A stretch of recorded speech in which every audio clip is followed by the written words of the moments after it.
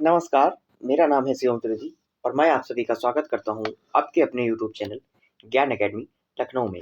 तो आप सभी जानते हैं कि आज डेट है 11 मार्च और आज हम करंट अफेयर्स के फिर से डेली की तरह कुछ क्वेश्चन करने वाले हैं जो कि काफ़ी इंपॉर्टेंट होने वाले हैं आपके सभी एग्जाम्स के लिए।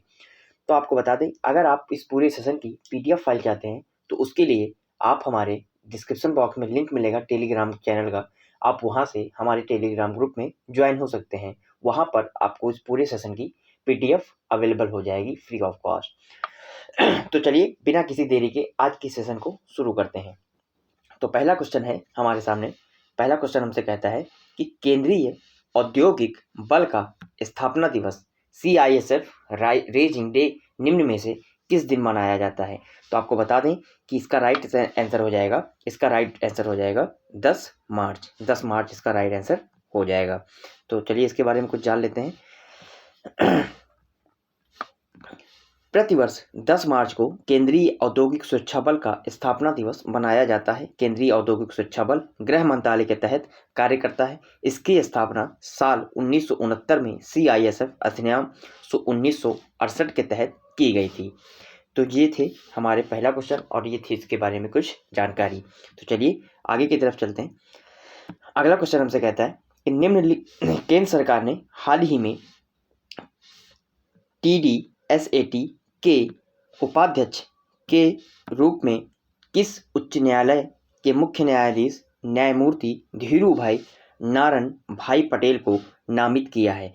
तो हमसे पूछ रहा है कि किस उच्च न्यायालय के मुख्य न्यायाधीश न्यायमूर्ति धीरू भाई नारायण भाई पटेल को नामित किया है। तो आपको बता दें कि केंद्र सरकार ने हाल ही में दूरसंचार विवाद निपटान और अपीलीय न्यायाधिकरण के अध्यक्ष के रूप में हाल ही में दिल्ली उच्च न्यायालय के मुख्य न्यायाधीश न्यायमूर्ति धीरू भाई नारायण भाई पटेल को नामित किया है।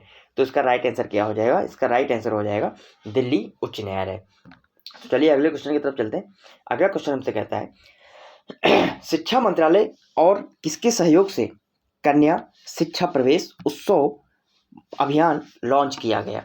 शिक्षा मंत्रालय और किसके सहयोग से पूछ रहा है, किसके सहयोग से कन्या शिक्षा प्रवेश उत्सव अभियान लॉन्च किया गया? कन्या शिक्षा प्रवेश उत्सव की बात कर रहा है। तो आपको बता दें, महिला और बाल विकास मंत्रालय द्वारा शिक्षा मंत्रालय और संयुक्त राष्ट्र बाल कोष यूनिसेफ के सहयोग से कन्या शिक्षा प्रवेश उत्सव अभियान लॉन्च किया गया है।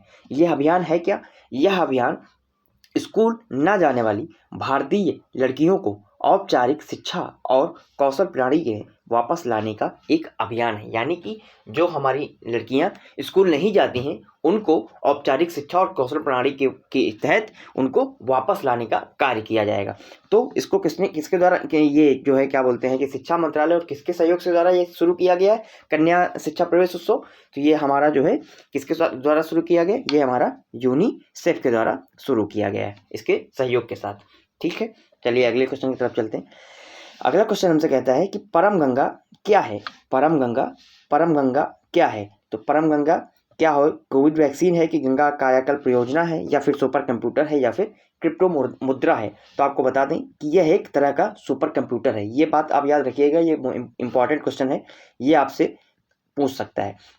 तो इसको याद रखिएगा कि परम गंगा क्या है? ये एक तरह का सुपर कंप्यूटर है। सुपर कंप्यूटर राष्ट्रीय सुपर कंप्यूटिंग मिशन NSM ने IIT रुड़की में एक सुपर कंप्यूटर परम गंगा का तैनात किया है, जिसकी सुपर कंप्यूटिंग क्षमता 1.66 पेटा फ्लॉप्स है।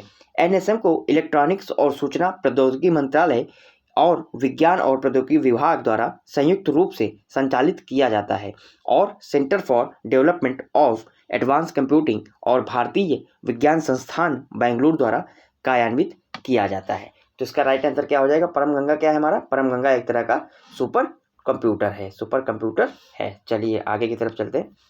अगला क्वेश्चन हमसे कहता है किस राज्य ने मिशन इंद्रधनुष में पहला स्थान हासिल किया है? मिशन इंद्रधनुष में पहला स्थान हासिल किया है। तो आपको बता दें इसका राइट आंसर हो जाएगा उड़ीसा। उड़ीसा ने मिशन इंद्रधनुष में पहला स्थान हासिल किया है। भारत सरकार का मिशन इंद्रधनुष एक स्वास्थ्य सेवा पहल है।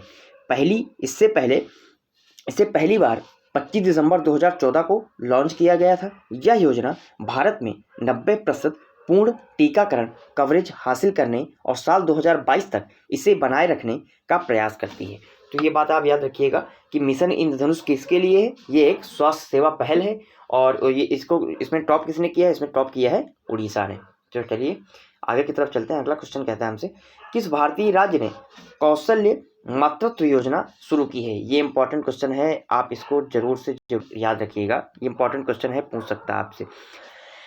कौशल्य मातृत्व योजना किस राज्य ने शुरू की? तो आपको बता दें कि कौशल्य मातृत्व योजना किसने शुरू की? कौशल्य मातृत्व योजना जो है छत्तीसगढ़ ने शुरू की है। छत्तीसगढ़ के मुख्यमंत्री भूपेश बघेल, छत्तीसगढ़ के मुख्यमंत्री का नाम क्या है? भूपेश बघेल, याद रखिएगा ये चीज। भूपेश बघेल ने कौशल्या मातृत्व योजना का शुभारंभ किया है। इस योजना के तहत दूसरी बालिका के जन्म पर महिलाओं को 5,000 रुपये का आर्थिक सहायता दी जाएगी। यानी कि जिन भी महिलाओं को दूसरी बेटी होगी उनको 5,000 रुपये की सहायता दी जाएगी छत्तीसगढ़ सरकार के द्वारा। उन्होंने कन्या विवाह योजना, कॉफी टेबल बुक और सखी वन स्टॉप सेंटर टेलीफोन निर्देशिका का भी विमोचन किया है। मुख्यमंत्री ने 4 दिवसीय राज्य स्तरीय महिला मड़ई के तहत लगाए गए स्टालों का दौरा किया है। तो ये चीज़ आप याद रखिएगा। ये कुछ इंपॉर्टेंट तथ्य थे, इसको हमने पढ़ लिया। इन चीज़ों को आप अपने दिमाग में जरूर रखिएगा, ये इंपॉर्टेंट क्वेश्चन आपके लिए बन सकता है। चलिए अगले क्वेश्चन की तरफ चलते हैं। अगला क्वेश्चन हमसे कहता है, भारत में शयन मुद्रा में भगवान बुद्ध की सबसे बड़ी शयन मुद्रा में यानी कि लेटे हुए मुद्रा में भगवान बुद्ध की सबसे बड़ी मूर्ति किस राज्य में बन रही है? ये भी इंपॉर्टेंट क्वेश्चन आपके लिए निकल के आता है। तो आपको बता दें, भारत में शयन मुद्रा में भगवान बुद्ध की सबसे बड़ी मूर्ति बिहार के बोधगया में बन रही है। भारत के बौद्ध तीर्थ यात्रा सर्किट को सक्रिय रूप से पुनर्जीवित किया जा रहा है तथा बोधगया इसका एक अभिन्न अंग है। इस प्रतिमा का निर्माण बुद्ध इंटरनेशनल वेलफेयर मिशन द्वारा किया जा रहा है। ये भी आप याद रखिएगा, किसके द्वारा, किस मिशन के द्वारा किया जा रहा है? बुद्ध इंटरनेशनल वेलफेयर मिशन के द्वारा किया जा रहा है। आपको बता दें यह प्रतिमा कितनी है? 30 फीट ऊंची है। ऊंची कितनी है? ऊंचाई कितनी है? 30 फीट है। 30 फीट है, ये याद रखिएगा। ये चीज़ ये इंपॉर्टेंट हो सकता है आपके लिए। और 100 फीट लंबी है। लंबी कितनी है? लंबी है 100 फीट। 100 फीट लंबी है। ठीक, इस प्रतिमा में भगवान बुद्ध शयन मुद्रा में है। इस विशाल प्रतिमा का निर्माण साल 2019 में शुरू किया गया था। ये भी आप याद रखिएगा। तो इसका राइट आंसर क्या हो जाएगा? इसका राइट आंसर हो जाएगा बिहार। ठीक, आगे की तरफ चलते हैं। अगला क्वेश्चन अगला क्वेश्चन हमसे कहता है, दलित बंधु योजना किस राज्य सरकार का एक प्रमुख कार्यक्रम है? कौन सी योजना? दलित बंधु योजना यानी कि दलित बंधु स्कीम किस राज्य सरकार का एक प्रमुख कार्यक्रम है? तो आपको बता दें दलित बंधु योजना तेलंगाना सरकार का एक प्रमुख कार्यक्रम है। किसका? तेलंगाना सरकार का। यह प्रति परिवार 10 लाख रुपए के प्रत्यक्ष लाभ हस्तांतरण के माध्यम से राज्य के दलित परिवारों को सशक्त बनाने एवं उनमें उद्यमिता को सक्षम करने हेतु एक कल्याणकारी योजना है। इस योजना की घोषणा राज्य सरकार ने 2021 में की थी। इस योजना को दलित परिवारों की सहायता के उद्देश्य से एक सामाजिक कल्याण के रूप में तैयार किया गया है। तो ठीक है, यह बात याद रखिएगा कि दलित बंधु योजना किसने शुरू की? तो ये हमारा तेलंगाना गवर्नमेंट ने शुरू की है। ठीक, अगले क्वेश्चन की तरफ चलते हैं। अगला क्वेश्चन हमसे कहता है कि निम्नलिखित में से किस देश की पर्यावरण वकील रिजवाना हसन को हाल ही में वर्ष 2022 के अंतर्राष्ट्रीय महिला साहस पुरस्कार के लिए चुना गया? तो आपको बता दें कि बांग्लादेश की पर्यावरण वकील रिजवाना हसन, ये नाम याद रखिएगा क्योंकि आपसे बहुत बार नाम पूछ सकता है कि बांग्लादेश की पर्यावरण वकील का नाम बताइए। तो आपको नाम याद रखना है। नाम क्या है? नाम है रिजवाना हसन नाम है इनका। ये बात आप याद रखिएगा। हाल ही में वर्ष 2022 के अंतर्राष्ट्रीय महिला साहस पुरस्कार के लिए चुना गया, जिसमें विश्व भर की 12 महिलाएं शामिल हैं जिन्हें समुदायों में बदलाव लाने के लिए असाधारण साहस और मत्तत्व दिखाने के लिए अमेरिकी विदेश विभाग द्वारा पुरस्कार से सम्मानित किया जाएगा। तो ठीक है, हमसे पूछ रहा है कि किस देश की थी, तो ये आपको याद रखना है कि किस देश की थी, बांग्लादेश की है। और क्या नाम है, रिजवाना हसन। तो आपको यह नाम जरूर याद रखना है कि जरूरी नहीं कि आपको सेम टू सेम क्वेश्चन आपको एग्जाम में देखने को मिले, आपको इससे घुमा फिरा के भी आपसे क्वेश्चन बन सकते हैं। तो आपको क्वेश्चन भी ध्यान से पढ़ना है, आंसर भी ध्यान से पढ़ना है, और यहाँ पर जो इंपॉर्टेंट तथ्य लिखे हैं उनको भी ध्यान से पढ़ना है। चलिए आगे की तरफ चलते हैं, अगले क्वेश्चन की तरफ।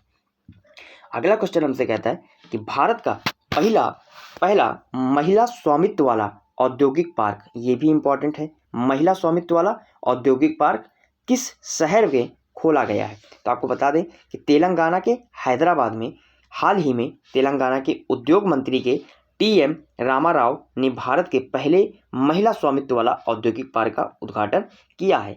25 महिलाओं के स्वामित्व वाली एक संचालित हरित परियोजना के साथ पार्क का संचालन शुरू कर दिया गया है। इस पार्क का नाम FICCL लेडीज ऑर्गेनाइजेशन रखा गया है। तो ये बात आपको याद रखनी है। तो ये इसका राइट आंसर क्या हो जाएगा, इसका राइट आंसर हो जाएगा हैदराबाद, तेलंगाना के हैदराबाद में। तो ये रही हमारे कुछ क्वेश्चन आज की हमारी सेशन के। तो अगर आपको ये हमारा सेशन सही लगा तो प्लीज़ हमारे चैनल को सब्सक्राइब जरूर करिएगा। Thank you so much.